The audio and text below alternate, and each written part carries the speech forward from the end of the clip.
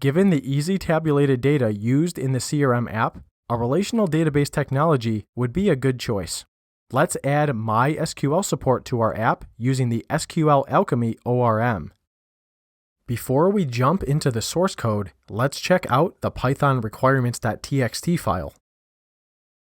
In addition to Flask and requests, I've added two more. MySQL client is the low-level SQL handler behind the scenes, and SQLAlchemy is the ORM we want to use for SQL interaction. Let's see how SQLAlchemy works by checking out the database.py file.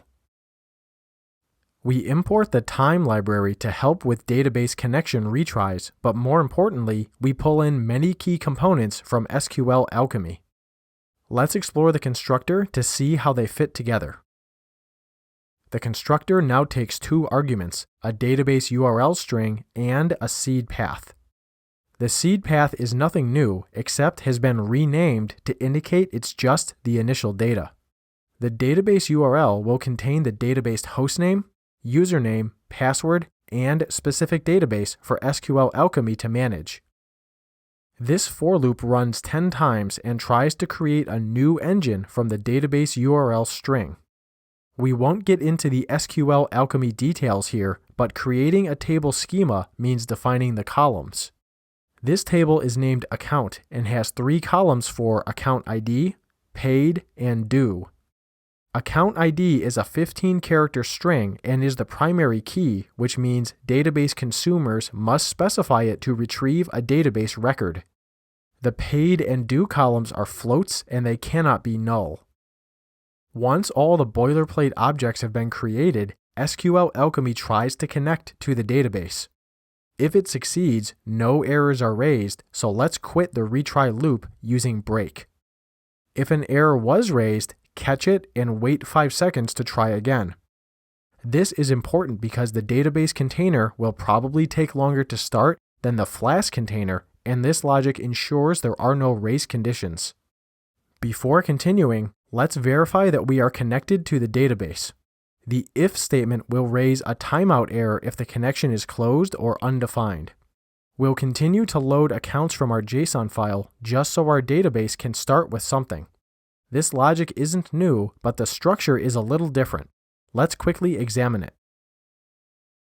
Rather than a hierarchical dictionary with account ID as the topmost keys, I now have a list of dictionaries with 3 keys each.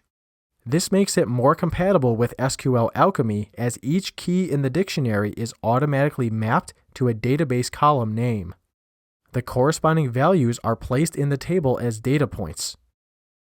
Let's scroll down and finish up looking at the constructor. Last, I use SQLAlchemy to perform a new multi-row insert transaction to insert the JSON specified data. Notice I didn't use any explicit query syntax here, but interacted with the database using Python objects and methods. It's a good idea to disconnect from the database in between transactions, so let's do that before the function exits. Because Flask will need to reconnect to the database whenever a user needs to perform a read operation, I defined some simple connect and disconnect wrappers. First, the connect method attempts to connect.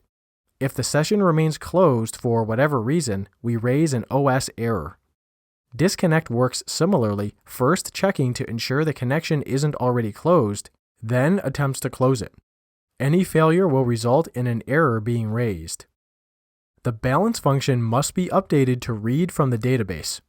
The syntax is a little tricky, but again, we can avoid manual SQL queries using this approach. Basically, this code is saying select all rows where the specified account ID matches the account ID in the table. This should only return one row. Once we have it, we just fetch that one row from the returned result object. Our original arithmetic is retained, and we can simply apply it to the account data we retrieved from the database. Next, let's examine the Flask app and see what changed. The import statements and Flask app creation didn't change, but creating our database object did. We continue to specify the initial.json seed file, but now we have a database URL string. This tells SQLAlchemy to use MySQL, the username root, and the password globalmantics to connect to a database at the hostname DB with a database named DB. I'll explain where those parameters were defined shortly. These two functions play a critical role. The beforeRequest function runs, as you might guess, before a request is processed. We need to connect to the database using the connect method, and I include a log message for troubleshooting. Likewise, after request needs to disconnect from the database once a request has been processed. We also have an opportunity to modify the HTTP response, like by adding response headers or modifying the body content, but we don't care about that here. The index function hasn't changed at all since the handling of our HTTP requests is decoupled from our backend database logic. Let's skip it. At the very end, I added the useReloader faults option that is specific to Flask.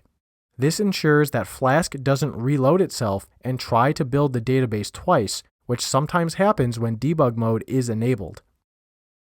How can we run this app? We'll use Docker for that, and I'll explain how it works in the next clip.